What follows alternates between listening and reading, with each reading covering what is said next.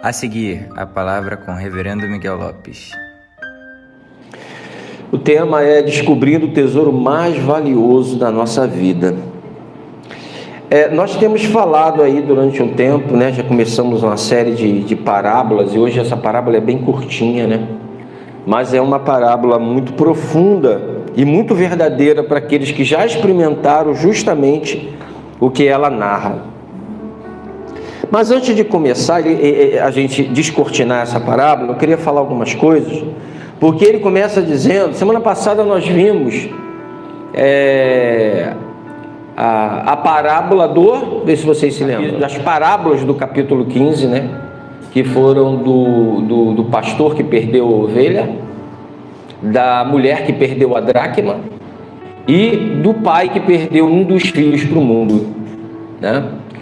E essa semana nós vamos estar trabalhando com a parábola do grande tesouro. E ele começa falando que o reino dos céus é semelhante, uma figura de linguagem aqui que é símile, né?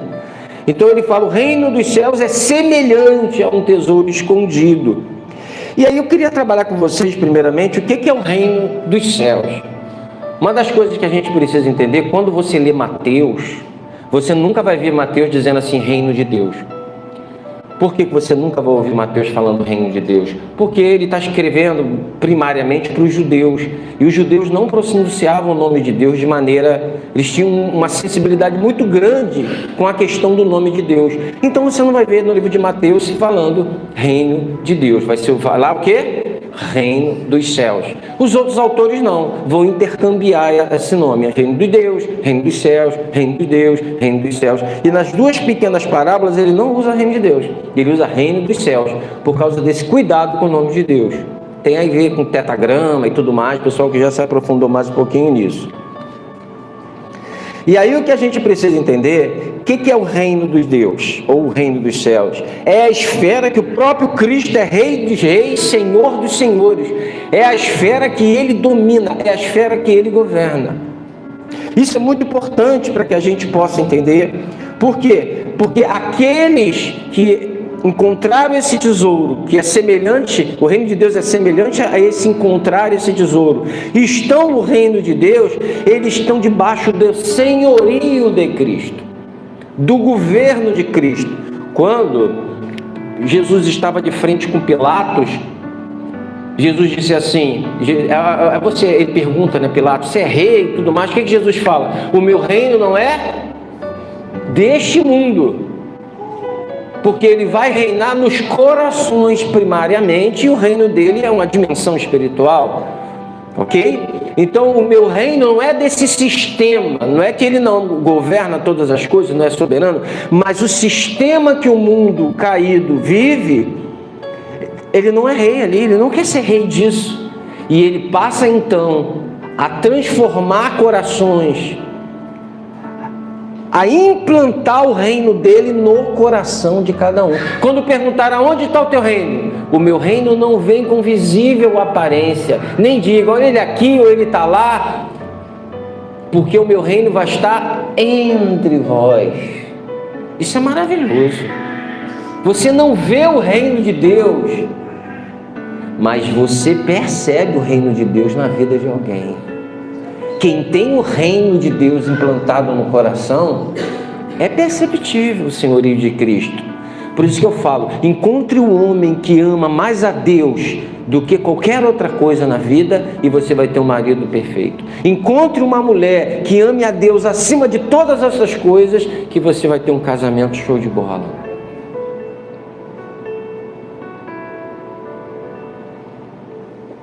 Porque o reino implantado no coração é o que descortina, é o que nos dá força, é o que nos orienta. A palavra se torna realmente lâmpada para os nossos pés, porque esse rei governa. Estar no reino é entrar na vida eterna, onde os redimidos têm sua cidadania. Por quê? A nossa pátria não é desse mundo, esse mundo vai passar. Ou seja, a gente morrendo, ou quando Cristo voltar, isso vai passar. Toda a sua alegria de hoje, tudo que você tem, um dia vai acabar. Você tem a certeza disso. O seu casamento não é eterno, a sua filiação não é eterna, a sua paternidade não é eterna. Um dia nós vamos chorar pela perda ou da nossa mãe, ou do nosso filho, ou do nosso pai, a gente não sabe.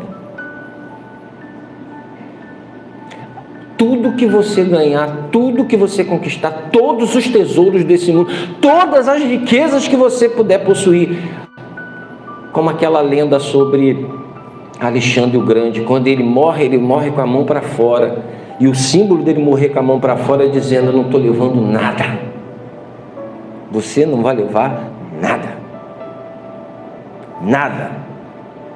Então a gente precisa recolocar, realinhar as nossas prioridades, porque esses tesouros da terra não irão conosco, e muitas vezes são causas de contendas na família, guerras e separações de familiares.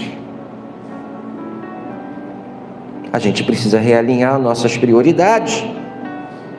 Atualmente o reino é um domínio espiritual, não uma esfera terrena. Por isso que Louis Armstrong, quando foi à Lua, disse: não estou vendo Deus aqui, porque o reino de Deus é espiritual, não é material. Não adianta procurar na matéria. Ele faz muitas analogias aqui sobre como é o reino de Deus. E ele vai crescendo, às vezes a menor semente, ele vai crescendo, vai espalhando. E como foi falado acima, o reino de Deus não vem de modo visível, nem dirá: aqui está ele ou lá está, porque o reino de Deus está entre vocês. É o domínio, é o governo, é o senhorio de Cristo no coração das pessoas. Em João 18,36, Jesus fala assim: o meu reino não é deste mundo. Agora vamos falar um pouquinho sobre a entrada no reino de Deus. Será que tem como comprar esse negócio? Será que todo o dinheiro que você tem pode comprar o reino de Deus? Será que a sua beleza pode comprar o reino de Deus? Sua posição social, a sua cor pode comprar o reino de Deus? A sua etnia pode comprar o reino de Deus? A sua filantropia pode comprar o reino de Deus? O seu partido político pode comprar o reino de Deus? A sua eloquência, a sua sabedoria, o seu conhecimento, o seu doutorado pode comprar o reino de Deus? Não pode. Não pode. Não pode. Todas as riquezas do mundo jamais chegaria perto do valor a ser pago para a entrada no reino de Deus. O valor foi muito alto. Foi o sangue do Filho de Deus na cruz. Muito alto. E pior de tudo, na maioria das vezes, pessoas ricas deste mundo se encontram em desvantagens do ponto de vista do reino celestial. Porque a pessoa, muitas vezes, com as suas riquezas, ela coloca a sua confiança na riqueza. Como disse Billy Graham, não tem problema de você possuir riquezas. O problema é a riqueza te possuir.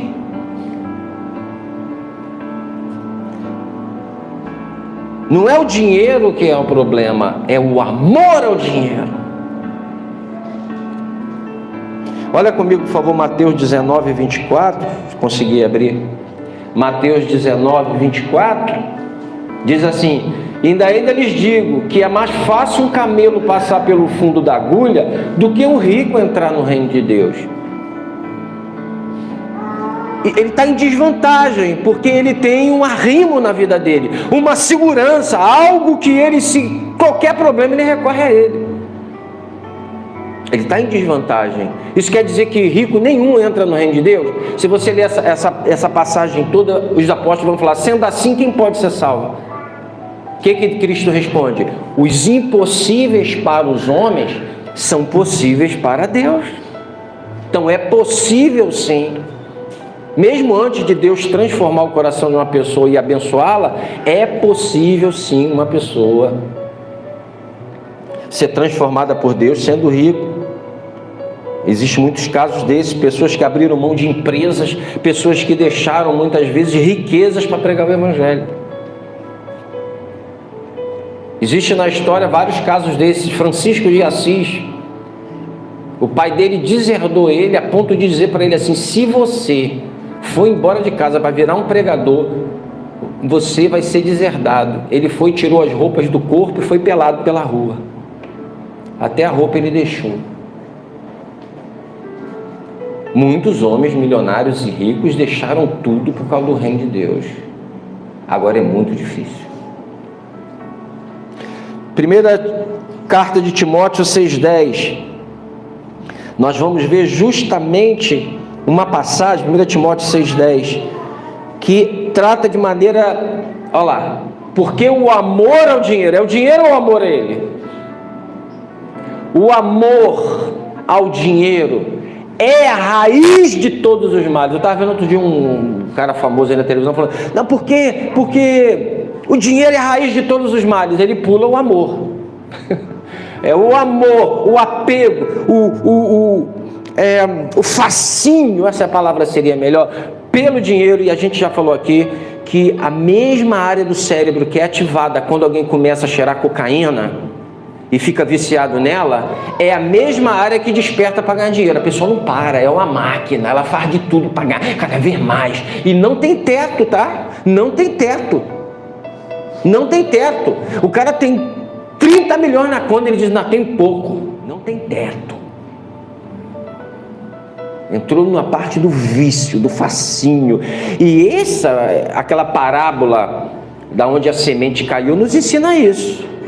O fascínio das riquezas, né? Os cuidados dessa vida, torna infrutífera a semente.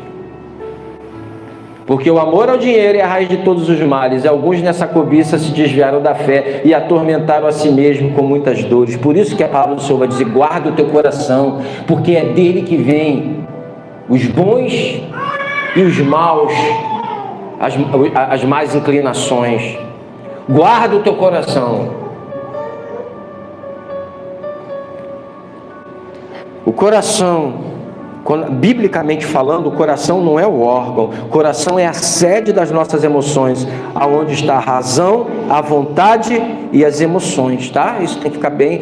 Quando a Bíblia fala assim: guarda o teu coração, ou então, Senhor, sonda o meu coração, é a área da sua razão, vontade e emoção, tá?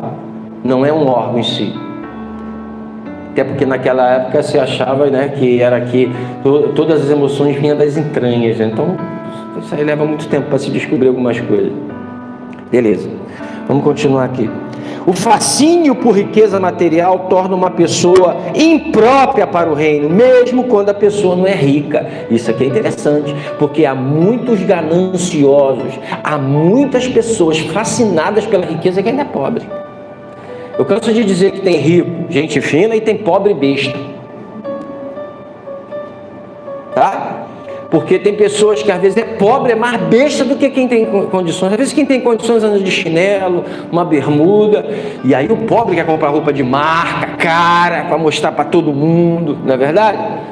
Uma necessidade. Então, o fascínio pela riqueza material torna uma pessoa imprópria para o reino, mesmo quando essa pessoa ainda não é rica. O orgulho, a ganância.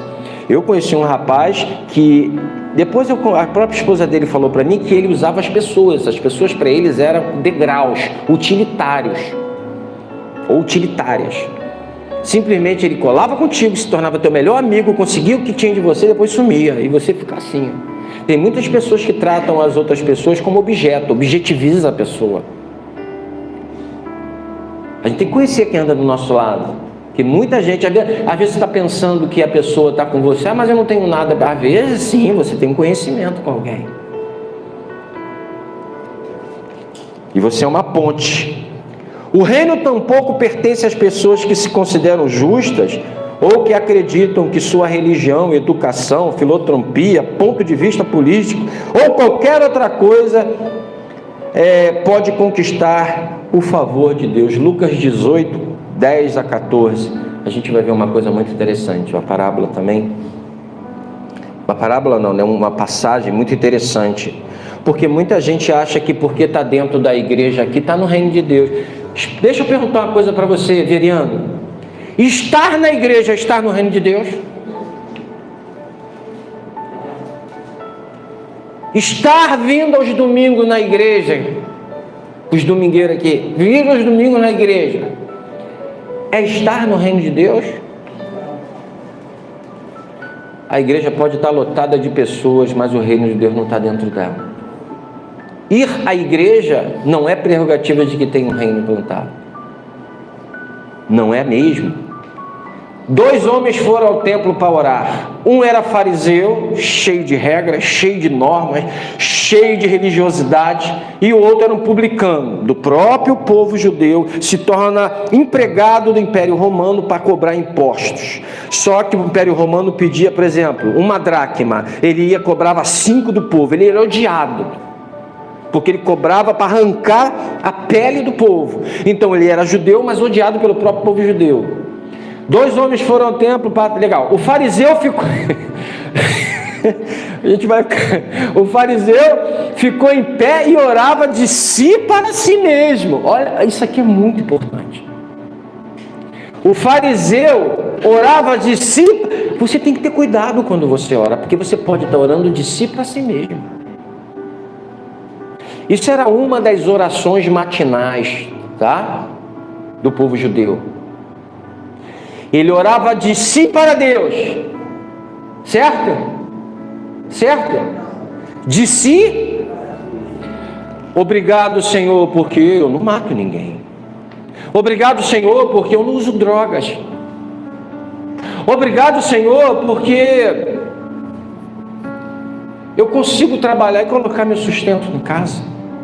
Obrigado, Senhor, inclusive, né? Isso aí é um problema durante toda a história, mas quando a gente conhece todo o propósito de Deus para a mulher e aqueles que realmente o seguiam, davam a sua esposa, a gente entende melhor. Mas ele chegava a dizer: obrigado que eu não nasci mulher. Muita gente, não, mas isso não está nos próprios rabinos dizem. Não está na Bíblia, tá? Isso está aonde? Está na Mishnah e na Guedará, que é a junção dos escritos da Babilônia com os escritos de Jerusalém. Então, antes do Império Romano tomar Jerusalém, eles escreveram todos os comentários, todas as interpretações, porque para o judeu, além da lei do Pentateuco, né, que são os 5 primeiros livros da Bíblia, que se chama Torá, para eles Deus também deu para Moisés a lei oral, que não está escrita. Então tudo isso aí foi, porque por exemplo quando diz assim, guardarás o sábado, Moisés não diz como guardar o sábado. Então essa lei oral diz como guardar o sábado, não faça isso, não faça isso. Aí se criou um monte de tradicionalismo, tá? Então a oração está lá nesses escritos paralelos. Por isso não vai encontrar na Bíblia, nem na Tanakh, que é o Antigo Testamento do judeu, tá? Bem dividido, diferente da gente. 1ª e 2ª Crônicas é um livro só, não são 2 como a gente, tá? Tem algumas divisões diferentes. Onde a gente parou? Graças te dou, porque não sou como os demais homens, roubadores, injustos, adúlteros, e nem ainda como este publicano. Então a pessoa está orando de si, obrigado, Senhor, porque eu sou uma mulher trabalhadora. Obrigado, Senhor, porque eu sou uma excelente mãe. Quem está sendo a glória? Para quem a glória está sendo? Para a pessoa mesmo.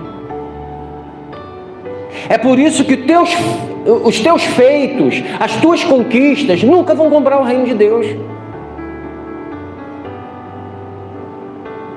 Obrigado, Senhor, porque eu sou um pastor, que eu me dedico à igreja, eu faço. Obrigado, não. Obrigado, Senhor, porque um dia Tu transformou meu coração e me fez ser quem eu sou. Como disse Paulo, sou o que sou pela graça de Deus. Senhor, obrigado, porque o que o Senhor me deu é fruto da Tua graça, de eu ser uma pessoa responsável, de eu ser uma pessoa que cuida dela. Isso vem do Senhor. Obrigado, Senhor, porque eu não envergonho o Teu nome saindo com outras mulheres, porque eu quero dar exemplo para minha família. Obrigado, Senhor, porque eu pude dar exemplo para minha família, porque isso veio do Senhor, da minha força. Se dependesse de mim, eu estava na gandaia. Obrigado, Senhor, eu estava pegando uma em cada esquina, envergonhando o Teu nome, ferrando com a minha família, ferrando com meus filhos. Muitas vezes, que a mulher não aceita, eu vou embora, os filhos nascem sem pai, todo torto, filhos ornitorrincos. Né? Então, obrigado, Senhor, de verdade, porque por mim, eu sou um monstro.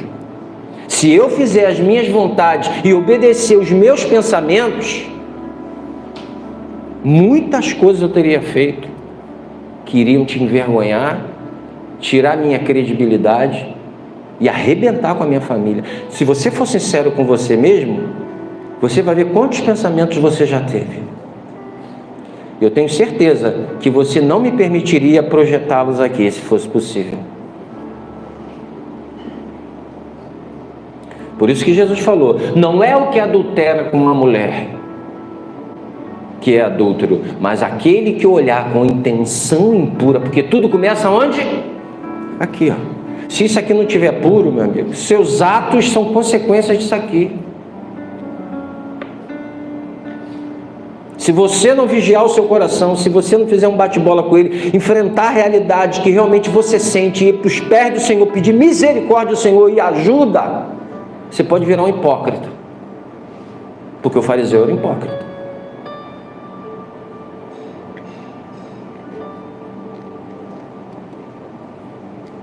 Paulo declara que todos pecaram e separados estão da glória de Deus, todos quebram a lei que nos traz consciência de sermos pecadores. Você quer ver uma coisa? Quando Paulo tinha título de cidadão romano, era judeu, né? Membro do Sinédrio, consideradíssimo, conhecia a lei de ponta a ponta. Paulo estudou aos pés de Gamaliel, tá? Estudou aos pés de Gamaliel, um dos mais conceituados rabinos lá que ensinavam a palavra. Aí ele foi na lei. Quando o Espírito... Gente, Deus é tremendo. Quando Deus pega Paulo na estrada de Damasco e o Evangelho brilha no coração dele, né? No caso, ele entra em cegueira, ele cai e ele ouve uma voz: Saulo, Saulo, por que você está me perseguindo? Porque perseguir um cristão é perseguir o próprio Cristo. Cristão genuíno, tá? É perseguir o próprio Cristo. Saulo, Saulo, por que você está me perseguindo? E aí o que acontece? Ele vai para a casa de Ananias, fica 3 dias lá. Quando as escamas caem, passa um período, e quando ele escreve Romanos, ele vai dizer o que, gente? Eu jamais me perceberia pecador se a lei não dissesse, não cobiçarás. Então, quando eu percebi que eu cobiço o que os outros têm, eu cobiço o que eu não tenho, eu acho que a grama do vizinho é mais verde que a minha, quando eu fico cobiçando coisas, eu descobri que eu era pecador, porque a Bíblia diz, não cobiçarás a casa do teu próximo, a mulher do teu próximo, o gado do teu próximo, o carro do teu próximo, não cobiçarás. Então, quando eu vi que o meu coração era cobiçoso, eu vi que eu quebrava a lei. E se eu quebro a lei, eu estou condenado por ela. Porque maldito é aquele que não cumpre tudo que está escrito na lei. Então eu não tenho solução para mim. Acabou. Quem aqui cumpre a lei? Me diz, por favor, quem cumpre a lei aqui. Amarás a Deus sobre todas as coisas. Tu ama mais o dinheiro, a tua vida, a tua profissão, tuas coisas. Honrará teu pai e tua mãe. Tem gente que não sabe não tá o pai e a mãe.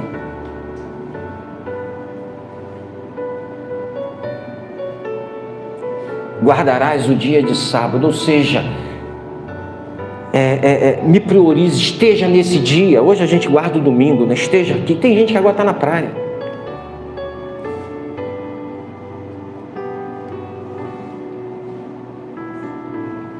Congregar não é ideia, não é uma igreja do homem. Congregar é a ideia de Cristo. E é antigo esse negócio. No hebraico, edar é aquela congregação, aquela reunião que se fazia de maneira solene, quando havia algum tipo de celebração. Então todo Israel se reunia para congregar. Pode, por favor, abrir Romanos 7, 12 e 13. Romanos 7, 12 e 13. Assim a lei é santa e o mandamento é santo, justo. Quem diz que a lei é mal? Hoje a gente sabe que amar Deus é a melhor coisa.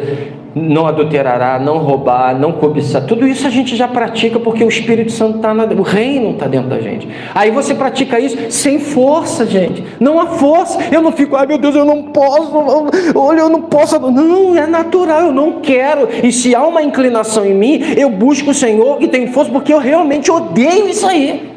Eu quero isso aqui, viver com Ele. E é natural, é que a minha natureza humana não se converte. O que converte é o meu espírito. Ou melhor, eu recebo o Espírito Santo. O velho homem continua querendo ressuscitar. Mas o Espírito Santo, essa nova janela, me dá força para vencer o pecado. Assim a lei é santa e o mandamento santo, justo e bom. É bom demais. Todas as constituições que nós temos no Ocidente procedem dos 10 mandamentos. Tá? Então aquilo que é bom se tornou morte para mim. Se a lei é boa, ela se torna morte para mim, Clarinha? Por que ela se torna morte para mim? De modo nenhum, pelo contrário, o pecado, para mostrar-se como pecado por meio de uma coisa boa, causou-me a morte. Então uma coisa boa não adultera, é bom, seja fiel à tua esposa, teu marido. Uma coisa boa me condena, porque sem o Espírito Santo, muitas vezes, a pessoa, se ela já tiver aquela inclinação, ou for criado numa sociedade, né, que prolifera esse tipo de ideia, e a mídia também ajuda, porque se está com problema em casa, arruma o Ricardão, é verdade? O que acontece? Eu não tenho força. Pelo contrário, o pecado, para mostrar-se como pecado por meio de uma coisa boa, causou-me a morte. Eu morri, as pessoas estão mortas, tá, gente? Para Deus, Deus olha as pessoas como verdadeiros zumbis, mortos. A consciência da existência de Deus, de andar com Ele, da intimidade com Ele, da interioridade, da transformação interna que Ele faz. Se a pessoa não tem isso, ela está morta. Mortas em pecados e delitos. Então quando eu olho, por isso que muitas vezes eu não posso pregar para uma pessoa atacando ela, brabo com ela, e você é isso, você que sabe por quê? Eu tenho que pregar chorando, porque ela está morta. Eu tenho que pregar chorando, ao mesmo tempo aos pés do Senhor, falando, Senhor, reaviva, porque toda a minha braveza, toda a minha arrogância não transforma coração nenhum, que transforma o Senhor. Então pregue chorando por dentro, ao invés de arrotar o seu conhecimento bíblico e teológico, porque teologia não transforma ninguém. É oração, é choro. Muita gente está fraca hoje, não consegue vir à igreja quarta-feira, porque não tem vida de oração. Vai cumprir o compromisso no domingo somente, porque quarta-feira é um peso, e quem não tem vida de oração, quem não tem intimidade com Deus, quem não clama para Deus transformar toda a história que a gente está vendo, uma igreja com 45 milhões de pessoas buscando prosperidade, em vez de estar buscando Deus para Ele se derramar no Brasil. É por isso que a igreja está do jeito que está, 45 milhões fazendo campanha da prosperidade. Tinha que estar chorando aos pés da cruz, pedindo para o Espírito Santo descer e criar um avivamento no Brasil, transformando todas as coisas. Mas não, é meu mundinho, preferi meu mundinho. Tem pessoas que leem a Bíblia 24 horas e oram 10 minutos. 5 minutos de oração. Meu irmão, se você não orar, você vai morrer. Você vai ficar fraco. Você não vai ter mais discernimento espiritual das coisas. É a oração. Paul Tillich, que foi um grande teólogo, o cara escreveu tomos e tomos de teologia. O cara era um monstro, Paul Tillich. Alguém conhece aqui? Uma das frases dele no final falou assim: falei tanto sobre Deus, mas nunca conheci Deus. Teologia não muda coração. Ela é boa, tem seu lugar, mas meu irmão, não arrota isso, porque isso não transforma a vida.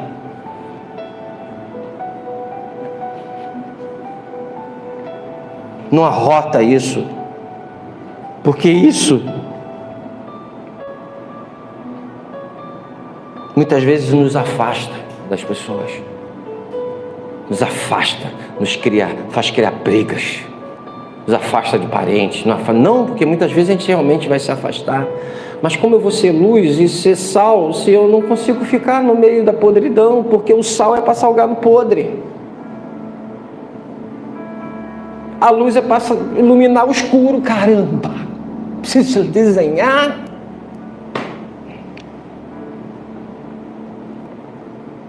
Mas eu sou santo demais, eu sou separado.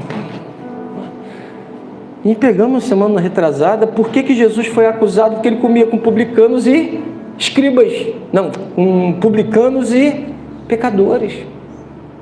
Jesus comia com publicanos e pecadores.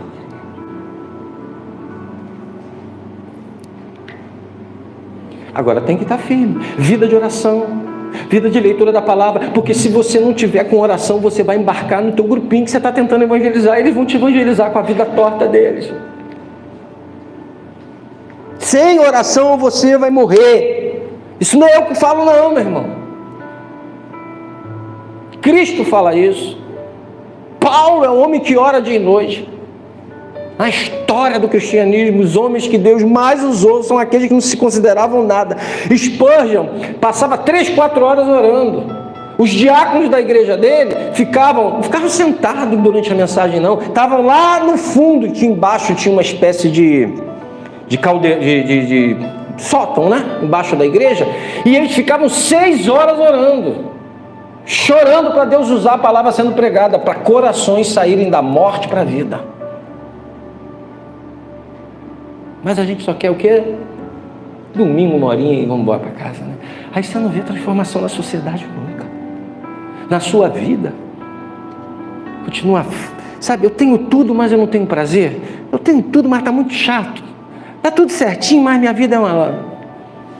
Porque sem o enchimento do Espírito, tudo é vazio. A sociedade nos colocou num domo protetor. Eu gosto muito daquele domo, né? Tinha um seriado chamado Domo. Colocou num domo, né? Esse domo te protege da realidade. Esse domo tenta proporcionar bem-estar para você o tempo todo, alegria, prazer. Só que a vida real não é só isso. A vida real, teu marido morre do nada. Na vida real, tu descobre que tem um câncer. Na vida real, está tudo indo bem de acordo com a tua ideologia e de repente tudo afunda. O domo é uma ilusão na sua vida, tá? Fura essa bolha e vem para a realidade que é Cristo. Cristo precisou vir a esse mundo, ser moído naquela cruz, porque o ser humano é mau. A sociedade não está do jeito que está por causa dos elefantes, por causa da zebra não, é por causa de mim e de você. Graças a Deus só não é mais de mim, porque Ele me deu um novo coração, e de você também que recebeu. Mas quem não tem um novo coração é egolátrico, é egoísta, é individualista, só pensa em si, porque a sociedade é assim. Você já viu um filme que tem na Netflix chamado Um Dia Depois de Nós? Existe um experimento do exército, né? E aí é como se fosse um ataque de dentro para fora, né? Então começa a ruir o país. E aí você começa a ver como as pessoas são. O melhor amigo lá do dono da casa, lá onde ela fica, diz assim: olha só, agora é cada um por si. Já separei a minha água, já separei a minha comida, agora vocês se virem. O pecado, para mostrar-se como pecado por meio de uma coisa boa, causou-me a morte, a fim de que pelo mandamento o pecado mostrasse toda a sua força, toda a força do pecado. Você já viu quando a criança está falando assim: não mexe aí, a criança mexe? Não toca aí, a criança toca. Não é assim? Hein?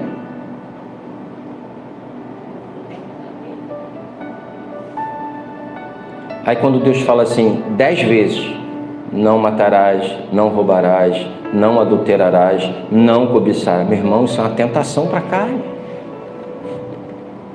Isso é uma tentação. Não, eu não quero ouvir não, eu tenho que ser livre. Só que o salário do pecado no final é o quê? A morte. Não tem jeito, sempre morre.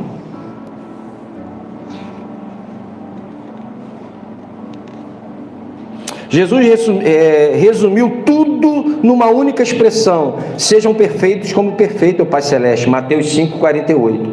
Tiago deixa claro: pois quem obedece toda a lei, mas tropeça em apenas um ponto, torna-se culpado de quebrá-la inteiramente. Tiago 2,10.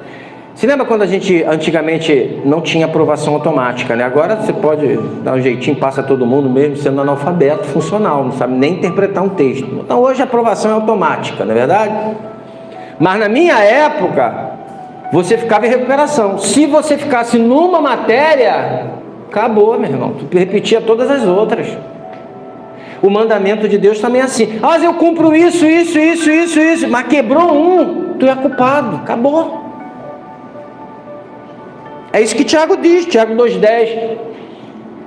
Pois quem guarda toda a lei, mas tropeça em um só ponto, torna-se culpado de todos. Olha que peso, meu, todos. Todos.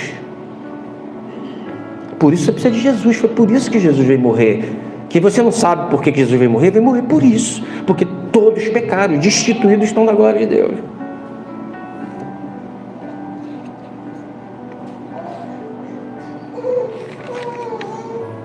É por isso que Jesus afirmou em João 3,18: quem nele crê não é condenado, mas o que não crê já está condenado, porque não crê no nome do unigênito Filho de Deus, o único Filho gerado de Deus. Então, quando eu prego aqui, é uma furada para vocês, tá? Porque a pregação tem 3 finalidades. Uma é para te salvar, ok? Estou pregando para que você receba o Espírito Santo e o reino dele. A segunda, para te santificar. Você já recebeu o Espírito dele? Então essa palavra te ajuda no processo de santificação que vai durar até o final da tua vida. E a terceira, condenação. Porque eu ouvi e rejeitei. Quem é essa pessoa? No último dia não vai poder dizer: Senhor, mas eu ouvi o Evangelho, mas eu não acreditei. Tudo bem, pode ir embora. Jesus nunca mandou a gente dar pérola para porco. Não quer? Deixa aí, meu irmão. Você não tem que ficar buzinando igual o testemunho de Jeová todo dia na casa dos outros, não.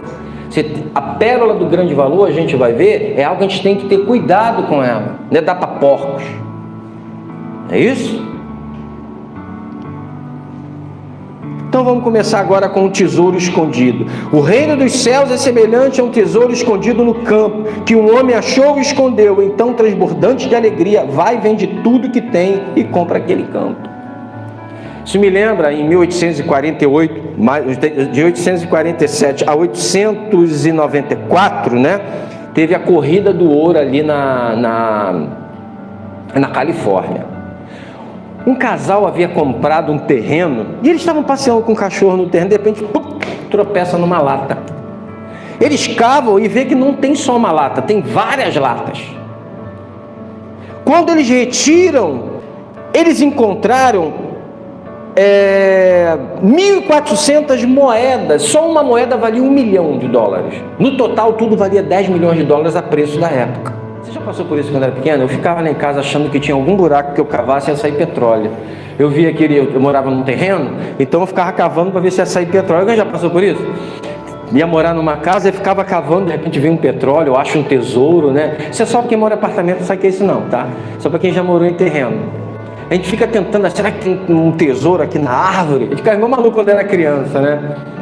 Não podia ver um buraco que eu achava que tinha um tesouro. Inclusive os rolos de Qumran foi achado numa caverna, né? Então a gente vê que isso é possível. Mas a gente vai entender o porquê aqui. Então, queridos, eles acharam essa quantia no terreno. Agora, no tempo de Jesus, todo o negócio era feito com cambistas e agiotas no templo. Então não existia banco como a gente tem hoje, que a gente pode guardar o dinheiro, nem muito menos, né, aquele digital. Não existia. Então uma pessoa, ela comprava os terrenos, né, comprava muito terreno para investir o dinheiro, e joias, porque era difícil você carregar as suas riquezas. Então convertia geralmente em propriedades. E o legal que somente alguém que tivesse muito dinheiro ficava com esse excedente. O que eles faziam? Cavava no chão e enterrava. Acho que todo mundo aqui já deve ter lembrado aqueles filmes de pirata, né? Olha o mapa do tesouro, aí ia para uma ilha longe pra caramba, porque era um costume dos antigos enterrar as coisas. Muito interessante isso, não é verdade? E era um momento de guerras. De repente, a história da sociedade humana é de guerras, tá? Não tem como fugir disso. Impérios conquistando império. O império oprimido vira império opressor do nada. Ok? É império oprimindo império. E está tudo bem para eles. Então, qualquer momento alguém invade ou vai roubar os nossos bens, o que acontece? Enterra. Depois a gente sabe onde é e volta. Interessante, não é verdade? Período antes de Tito cercar Jerusalém, né? E levar, por causa do levante que houve lá e tal, insurreição, ele vem e cerca Jerusalém. Flávio José, foi um historiador da época, ele escreveu algo muito interessante. Olha o que ele escreveu sobre a destruição de Jerusalém. Uma quantia não pequena das riquezas que existiam naquela cidade ainda podia ser encontrada entre as ruínas, depois que foi tudo devastado. Grande parte foi escavada pelos romanos, mas a maior parte foi descoberta por aqueles que eram cativos, e assim o levaram embora. Estou falando de ouro, da prata e do restante daqueles móveis mais preciosos que os judeus possuíam e que os donos haviam escondidos na terra contra as fortunas incertas da guerra. Aonde os ricos tinham, onde os judeus haviam enterrado? Na terra. Olha a última frase. Daqueles móveis mais preciosos que os judeus possuíam e que os donos haviam escondidos na terra contra as fortunas incertas da guerra. Então eles sabiam que a qualquer momento alguém podia invadir, eles enterravam os tesouros. E aqui a gente tem um relato ali de, sei lá, no ano 70 já, né? José era judeu, mas ele se passa para o lado romano. Então os judeus não gostam muito de Flávio José por causa disso. Ele se torna um historiador.